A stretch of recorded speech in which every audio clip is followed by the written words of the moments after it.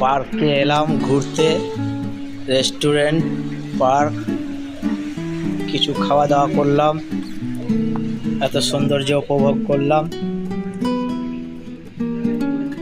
ভালোই লাগলো খেতে। আমরা দুই ভাই এসেছিলাম আর একটু নদীর ধারগুলো ঘুরলাম। আশা করছি তারপর ঝড় ঝাঁকাশের মধ্যে পড়ে গেলাম, পাম্পে তেল ভরতে গিয়ে আটকে গেলাম, খুব কষ্ট হলো, আধা ছাওয়া হয়ে ভিজে গেলাম। বাস স্ট্যান্ডের যে ঘরগুলো করে রেখেছে সেইখানে একটু মাথা ঢুকানোর ব্যবস্থা করলাম। এইখান থেকে আবার কিছুক্ষণ লাইভ ভিডিও চালালাম, কিন্তু ভিজে ভিজে, কিন্তু খুব সুন্দর লাগছিল, মনোরঞ্জন খুব সুন্দর লাগছিল।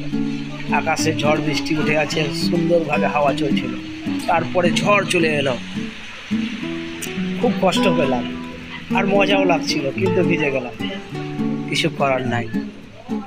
বন্ধুরা, মজা না